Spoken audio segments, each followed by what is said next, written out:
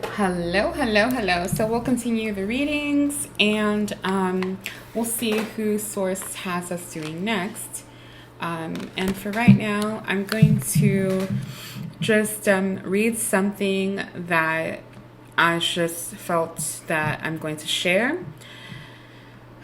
Pain and sorrow are a catalyst to the pages in our chapter. And I wrote this in 2017. So 9/29/2017. The question is, how has God mothered me? I don't remember too much of my childhood that did not involve or have violence linked to it. The drugs, parties, and the beatings. When I think about how often I was alone, it scares me. Even though being alone seems to be something I'm used to, it's not something I look forward to. Whew. So I'm sharing this because I was compelled to, so maybe there's someone that is feeling pain. You're wondering if the Most High is listening to your cries. You're feeling hopeless and helpless, drowning in sorrow and disappointment.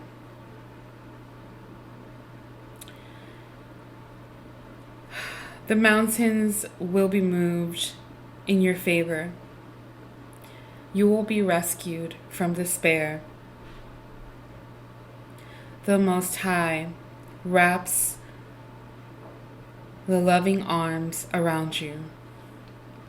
And yes, your pain will be relieved.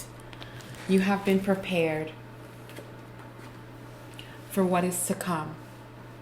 The new dawn, the embarking of new beginnings, and you must just embrace that you have untamed potential.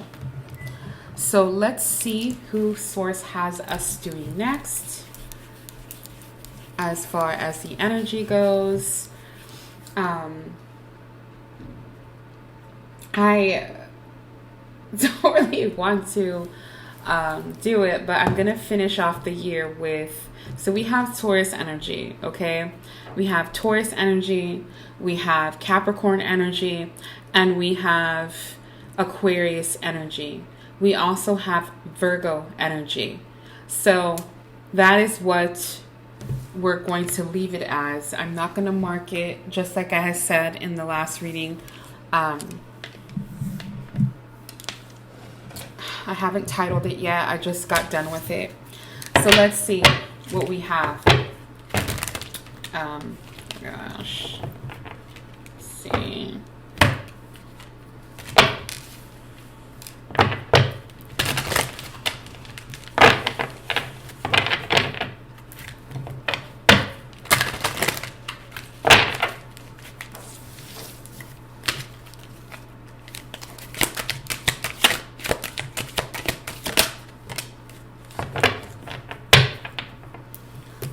Parting the mist. So we have parting the mist, which gets me in the, just looking at it, it just makes me think of Moses and how Moses parted the sea, right? That's the philosophical understanding of it. But it's about also knowing that Moses was chosen to be a leader, and Moses didn't want to be a leader. He didn't see himself that way. Yet, little by little, he took on that, I guess you could say, that role, and had always had that role. And look who comes out here. Moses. So take the initiative. Balance career and family. And in readings from earlier this week, we talked about having an Egyptian background. And so We have Isis here. And so you can look to Isis and look to Moses through the Most High to see what lesson there is, or see how you're going to be thrust forward for this new year, for the new beginning, and how you will just go with the flow of restructuring what it is that you need to restructure. Let's see what Ascended Master is working with you. I channeled Lady Nada earlier. Very interesting thing about the etheric rose, or esoteric rose, I should say. And we all have that divine love within us that we are to share with others. Let's see.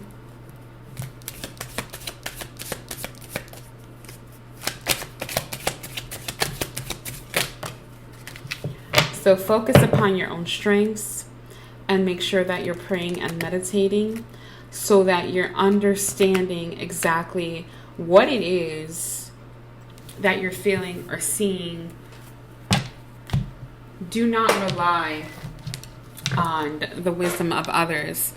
Just take everything, even things that I say, with a grain of salt, right? It's kind of like understanding that there is just guidance for you, and the guidance that you're getting, adjustments are required, right? So make sure that you're adjusting it correctly. Make sure that you're understanding that you must focus upon your own strengths. You are your own leader. You have been shown this and you know this. And so the importance of balancing your career and your family life, really rely upon your own strengths. Okay, let's see. What else? What other messages does Source have? You have a calling to, with whatever you're doing, it should be enjoyable. It should be something that's constantly helping you change your energy for the good of yourself and the good of others. You are part of the original Lightworkers tribe. Therefore, you probably have empathic capabilities. You're feeling like there's something that's within you that you don't understand, that you're trying to unravel. And as it unravels and unfolds, it's more and more confusing, but then also like, why me? So some kind of question of like, why me? So take a break and make sure that you are keeping those boundaries in place, not only with others, but just your own negative thoughts. Your guidance is being divinely guided. Okay? So whatever messages you have, whatever direction that you're taking, make sure that you're using your heart space.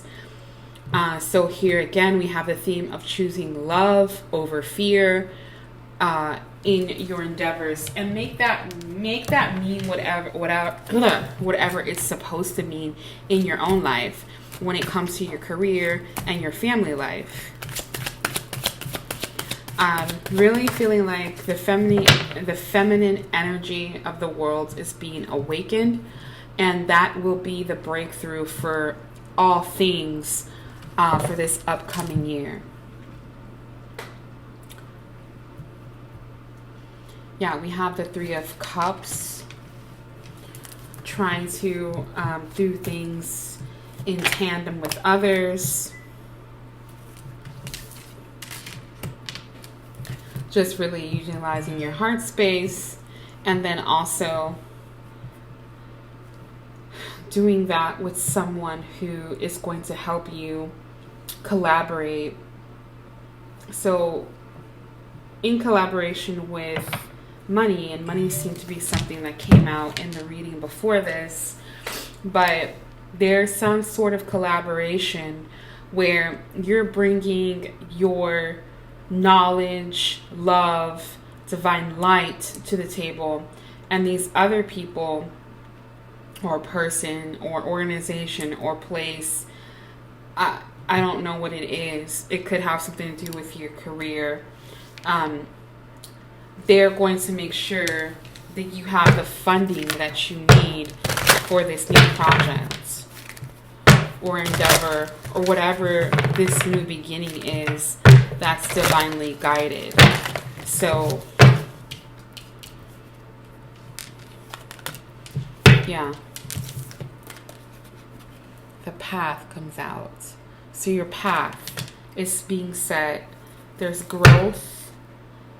There's a realization that you are able to open up your own doors through the focusing upon your own strength and creating what it is that your mind's eye is telling you to create. Purity, innocence, the unfolding of the pink rose. Nourishment. So make sure that you're taking care of yourself when it comes to, elemental things and staying grounded, but then also just the nutrients that you're putting inside your temple, the things that you're listening to, the people that you're listening to, and make sure that you are in the energy of faith. Yeah. Using your own discernment. This also has to do with nourishment. So what can you do to make sure that you are following your own discernment? Those are the things that you're to do to follow your own discernment. As I'm just also doing the same thing. I'm just right here taking the initiative to just go with the flow with what I'm being told from my spirit team, from my guides, and just going with the flow, not knowing or having any expectations of what's to come or why exactly, we're doing the things that we're doing.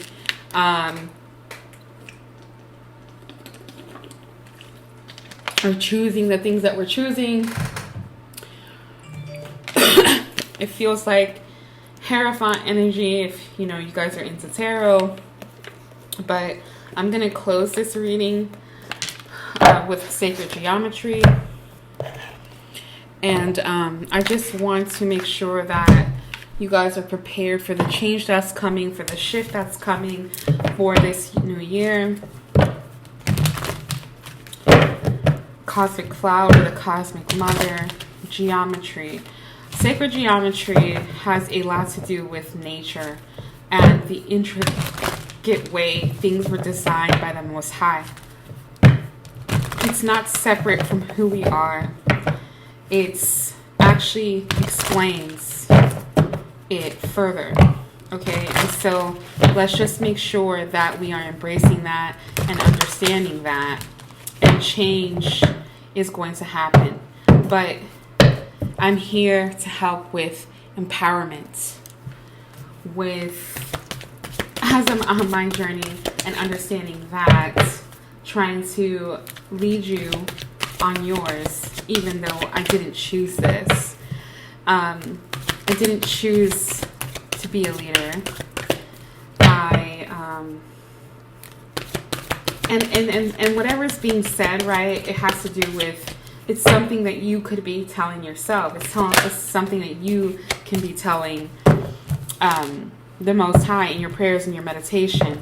But we have emergence, and the frequency of emergence invites us to approach our reality with a childlike attitude, hence the dancing.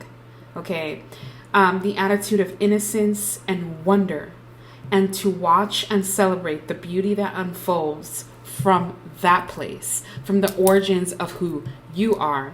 And the frequency of Gaia reminds us that we are infinitely connected to one another, just as we are to our great mother and the universe that birthed us all.